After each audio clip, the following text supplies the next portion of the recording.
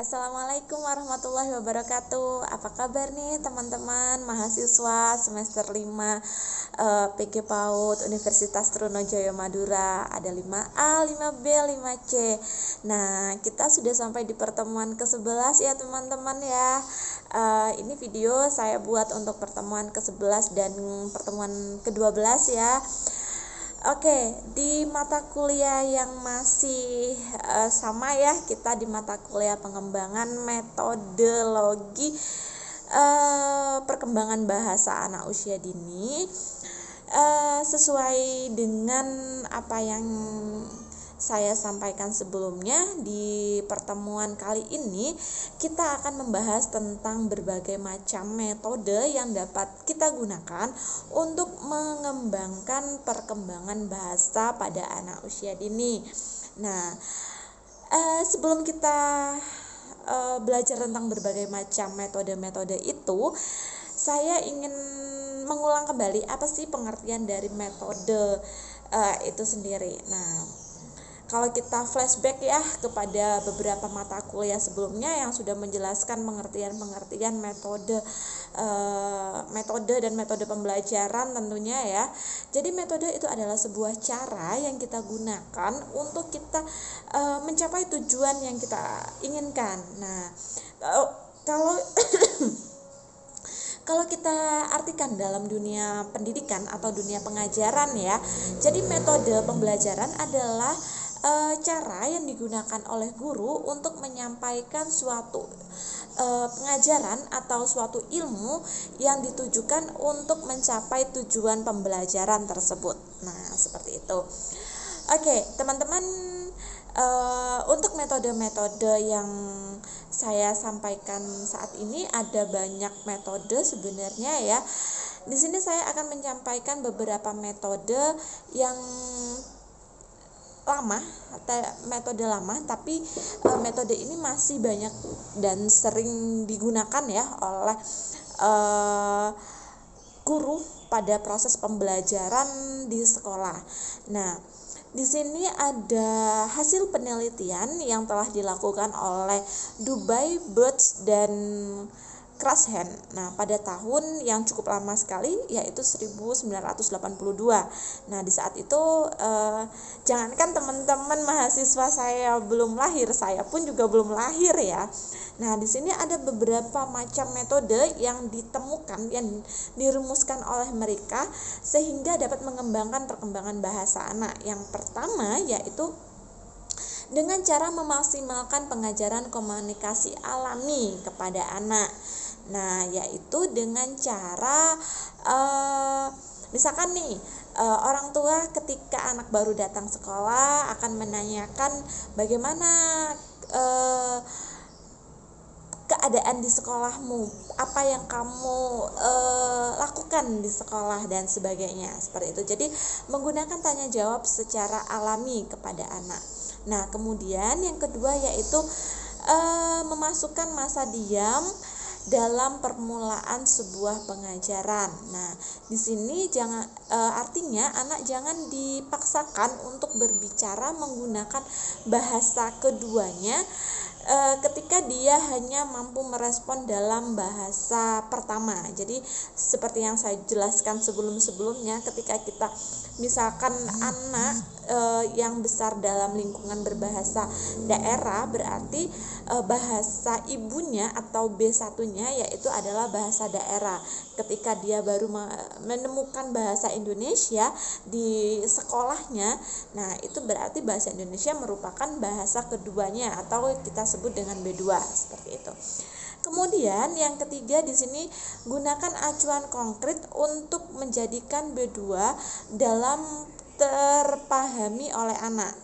Nah, di sini yaitu dengan cara kita menunjukkan satu benda dalam dua bahasa. Misalkan kata mangga dalam bahasa Indonesia, ketika itu dalam bahasa Madura yaitu artinya pao gitu ya. Jadi dalam satu bahasa, dalam satu benda maksud saya ada dua bahasa yang sangat berbeda sekali gitu ya. Kemudian yang keempat di sini adalah melakukan teknik khusus untuk membuat anak santai dan tidak menjadikan ego di dalam diri anak itu sendiri. Nah, di sini contohnya dengan cara memberikan julukan pada tokoh-tokoh kartun yang disukai anak. Misalkan anak perempuan nih suka pada Princess Elsa gitu, bisa memberikan julukan dengan nama tokoh-tokoh yang dia sukai seperti itu. Kemudian yang kelima di sini adalah menciptakan suatu situasi di mana agar anak tidak merasa malu ketika dia melakukan suatu kesalahan pengucapan bahasa. Nah, seperti itu. Kemudian yang selanjutnya yaitu memasukkan frase yang bermanfaat jika guru melakukan suatu dialog dengan anak. Artinya, guru akan berbahasa atau menggunakan frase yang sesuai dengan tata bahasa Indonesia yang baik dan benar, seperti itu. Kemudian yang selanjutnya, jangan mengajarkan anak struktur bahasa, tetapi lebih didominankan pada tujuan bahasa atau arti bahasa itu sendiri. Kemudian yang terakhir, jangan mengacu pada B1 ketika mengajarkan B2-nya gitu. Nah, selanjutnya, walaupun banyak metode yang kiranya kita dapat gunakan untuk mengembangkan pembelajaran, mengembangkan pengembangan bahasa pada anak usia dini, kita harus tetap mengacu pada 8 prinsip pembelajaran pada anak usia dini. Yaitu yang pertama, kita harus tetap berorientasi pada kebutuhan anak. Yang kedua, kegiatan pengembangan bahasa harus melalui kegiatan bermain. Dan yang ketiga, metode yang digunakan harus kreatif dan inovatif. Di sini tujuannya agar anak usia dini tidak merasa bosan pada proses pembelajaran yang dilakukan oleh guru. Nah, selanjutnya yang keempat, menciptakan lingkungan yang kondusif untuk melaksanakan kegiatan pembelajaran pengembangan bahasa. Artinya, lingkungan dalam kegiatan proses pembelajaran bahasa harus kondusif, tidak dalam situasi yang bising ataupun banyak gangguan, seperti itu. Selanjutnya yang kelima yaitu pelaksanaan pengembangan metode mengacu pada prinsip pembelajaran terpadu, karena anak pada dasarnya masih berpikiran atau pola pikir anak bersifat holistik. Kemudian yang keenam yaitu kegiatan yang dirancang membekali anak dalam mencerminkan keterampilan hidup. Jadi perkembangan bahasa merupakan salah satu keterampilan hidup, yaitu dengan istilah kita life skill gitu ya. Ketika kita dapat bertutur kata yang baik, di sana mencerminkan karakter yang baik pada diri anak gitu. Kemudian yang ketujuh di sini adalah menggunakan media sebagai alat bantu ya pada pelaksanaan kegiatan yang sekiranya dapat memudahkan anak untuk memahami suatu konsep, seperti itu. Seperti yang saya jelaskan tadi, ketika kita menjelaskan kata mangga sedangkan anak-anak hanya mengerti pada kata bahasa Madura yaitu pao, maka kita harus menghadirkan buah mangga untuk anak-anak bisa dapat lebih mudah memahami kata mangga daripada pao gitu ya. Jadi artinya yang hanya konsepnya anak itu mangga adalah dalam bahasa Madura pao. Jadi ketika kita menghadirkan sebuah mangga, maka mereka akan lebih mudah memahami B2-nya. Nah, kemudian yang terakhir di sini adalah stimulasi yang dirancang merupakan kegiatan yang terintegrasi dalam seluruh aspek perkembangan anak usia dini. Artinya ketika kita bermain untuk mengembangkan perkembangan bahasa anak, maka perkembangan yang lain pun juga terintegrasi. Jadi tidak hanya perkembangan bahasa yang dapat dikembangkan, tetapi seluruh perkembangan aspek perkembangan anak dapat terstimulus dengan baik, seperti itu.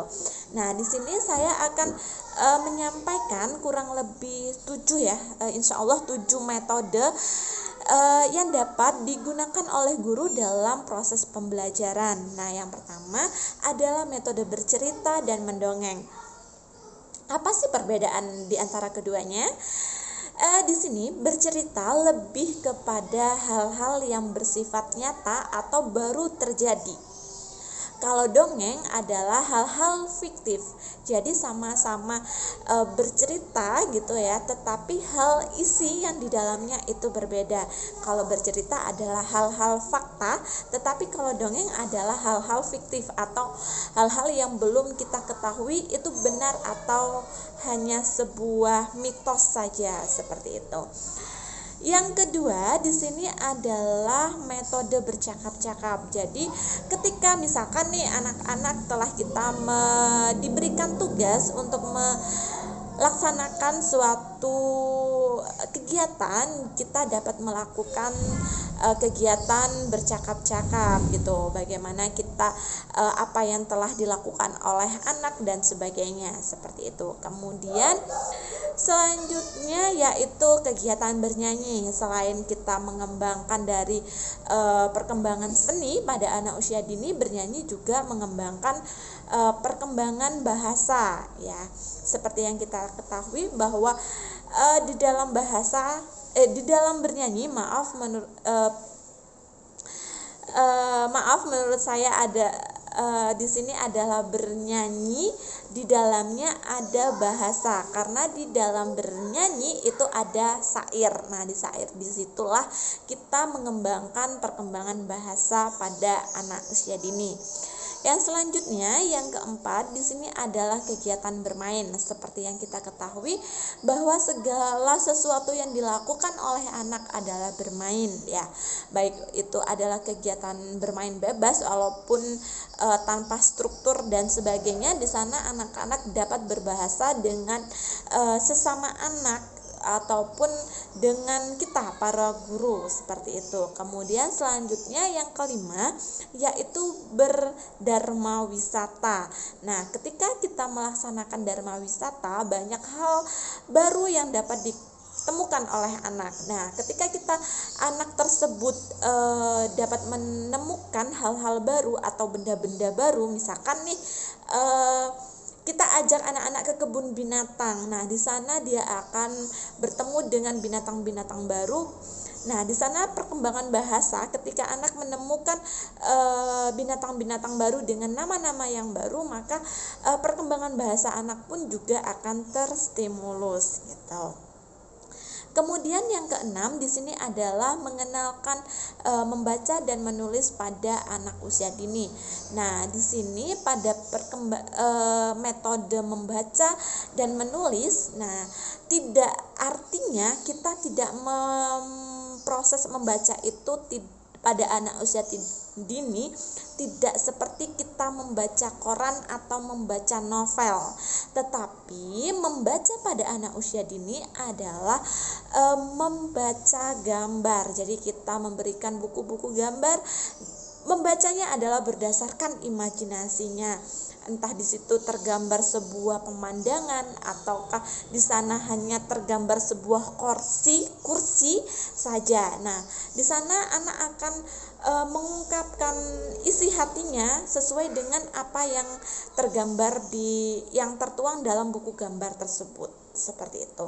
Kemudian menulis, jangan kita berpikiran bahwa menulis pada anak usia dini adalah memegang ballpoint dan kita menulis di atas kertas, seperti itu. Tetapi menulis di sini bisa dilakukan dengan hanya sekedar finger saja, menulis pada pasir ataupun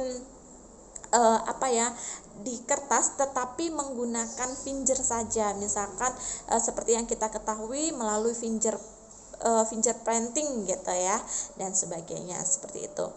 Yang ketujuh, ini insya Allah sudah yang terakhir ya teman-teman, yaitu dengan melalui metode sosiodrama. Seperti kita ketahui bahwa ketika kita bersosiodrama, perkembangan bahasa anak usia dini juga akan terstimulus, karena selain kita dapat mengungkapkan isi hati dengan kegiatan sosiodrama, juga dapat mengolah bagaimana dia harusnya berkata-kata yang baik, kemudian mengenal karakter kepada sesama temannya. Nah, seperti itu. Itulah beberapa metode yang dapat saya sampaikan pada pertemuan ini. Untuk pertemuan selanjutnya sesuai dengan hal yang saya sudah sampaikan di pertemuan sebelumnya, kita ada tugas untuk mereview video ini, teman-teman. Oke, silahkan lakukan diskusi terbuka pada kelas teman-teman masing-masing, 5A, 5C dan 5B, 5A, 5B dan 5C gitu ya.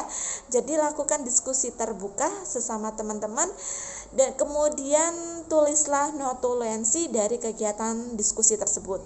Terima kasih teman-teman. Assalamualaikum warahmatullahi wabarakatuh.